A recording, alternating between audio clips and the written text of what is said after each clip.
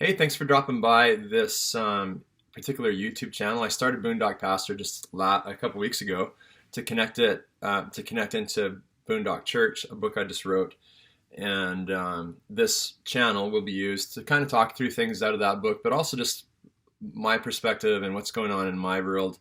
Sometimes connected to Evangel, the church I pastor in Fort St. John. Sometimes not, just random kind of stuff connected to local church and spirituality and biblical worldview perspective. So, anyways, over the next 10 days, I'm going to post at least a few videos coming out of a trip that I'm starting on in about an hour, going to Livingston, Zambia, where I'll partner with a ministry called Spirit Ablaze with a pastor whose name is Lo Ronquest. And it's a long story how I got to this point, I think. But Lo has been coming actually every summer to the Peace Country for the last, I believe it's 18 years. And I probably heard about him for the first time 5 years ago. He's often kind of out in the sticks a little bit and connecting in different places, but you don't really necessarily see him in the middle of all the action sort of in Fort St. John. But anyways, that kind of started to change 5 years ago when he started connecting with some people in our church. So what he does is he pastors in South Africa, but then takes teams into Livingston, Zambia. And his main message probably could be summed up in the passage, I think it's 1 Corinthians chapter 2, verse 4, where Paul says, I didn't come with persuasive words and nice sounding sermons, but I came with a demonstration of God's power. And one of the things that Lo began to realize is anytime he came over to North America was there wasn't a lot of that. There was not a lot of a visible demonstration of God's power, as Paul was referring to. Paul was talking about signs and wonders, miracles, demons cast out, people healed, et cetera, et cetera. And so he would see a lot of great preaching and churches that are very polished in their approach to ministry, but not a lot of that. So when you can probably imagine that when this short little, fairly outspoken South African comes into our backyard and starts talking this kind of talk, it definitely can get your back up a little bit. And I will be the first to admit that I was kind of like, what's he saying? And and my back probably got up a little bit. But it's easy to stand back from afar and be critical and point fingers, et cetera, et cetera. But as I began to get to know Lo and who he was, I really began to just appreciate his heart and super authentic desire to see the kingdom come, God's will to be done on earth as it is in heaven. And I just have found him and the message that he carries very attractive. And so over the last year, especially this last summer, he and I met probably every 2 weeks. And we bantered back and forth a lot around theology. I'll be the first to admit, when it comes to healing and it comes to how does that work in the church today, like what should we expect when it comes to signs and wonders? I know we all know that that's what Jesus said, these signs will accompany those who believe. But what should that look like in our boondock culture? Should we have an expectation that things like this do happen, supernatural encounters? Or should we be okay with them not happening, but happening in third world countries like Zambia? Well, we're still in process, and we're trying to figure that out. The indicators are, at this point, though, that we have way under-expected when it comes to the power of God being manifest in our midst.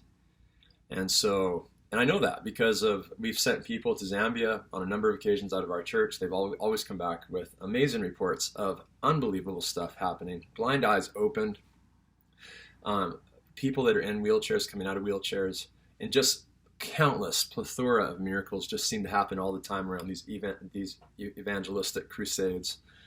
Of course, people are coming to Jesus, and it's just amazing. And then we've seen the same thing in our own church, little snippets. I might post this video. I actually on Monday night had in my life probably the most dramatic experience, a power encounter with God in terms of healing my body.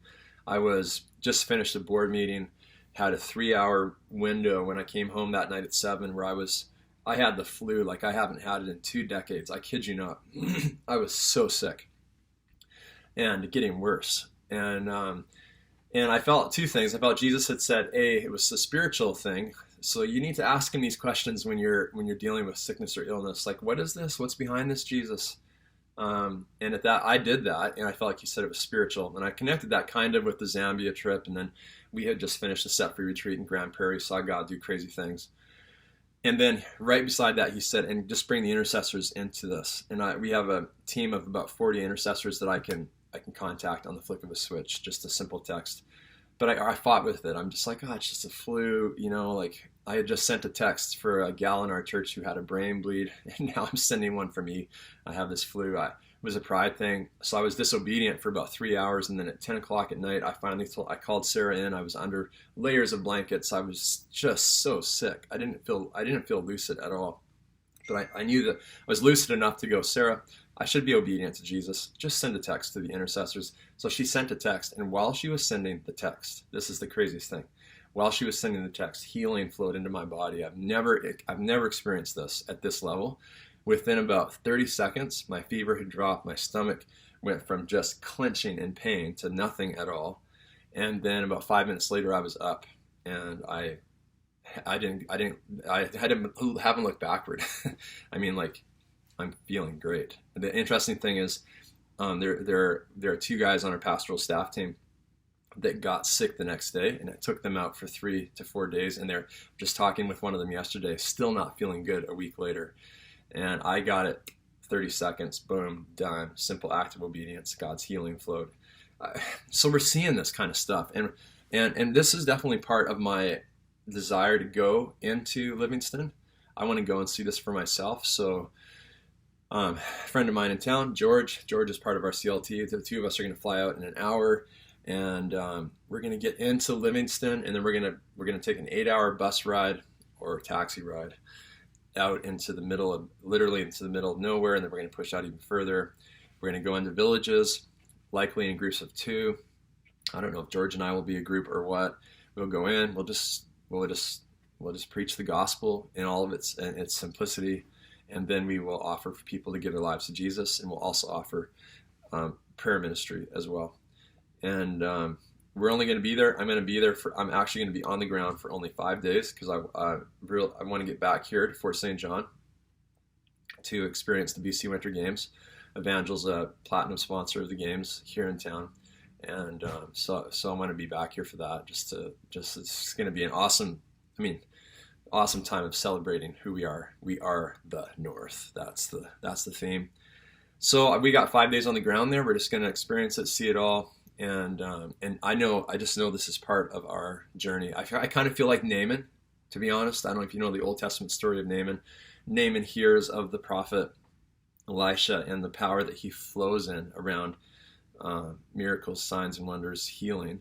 So Naaman ventures out into a foreign country to see what this is all about. And I kind of feel like I'm Naaman, and I'm going on behalf of us as a city.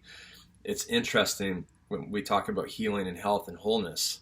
And obviously we're talking about this from a supernatural perspective, but from a natural perspective in Fort St. John, we've really struggled if you in that area, whether it's, if you're part of Evangel, we had some people die untimely deaths in 2019. Beyond that, think about what's going on in the medical system in our city, and all the frustration and angst and difficulty we're experiencing on the medical side of it. So I don't know. I just feel like there's something here, and we're going to go out there and see what it's all about. I'm going with a completely open mind. I feel that God really wants to say some things, and I really want to hear his voice. So over the next 10 days, I'm going to be posting here on Boondock Pastor. So subscribe. Just click the subscribe button and the notification button if you want to be notified whenever I post a video.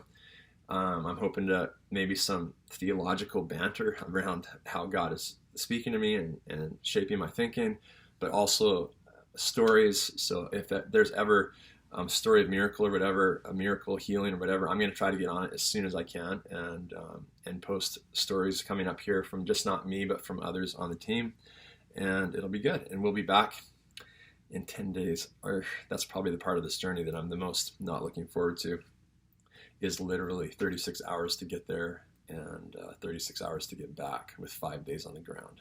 So it'll be fun, and I appreciate your prayers, and I'm really hopeful that it's going to be an amazing time.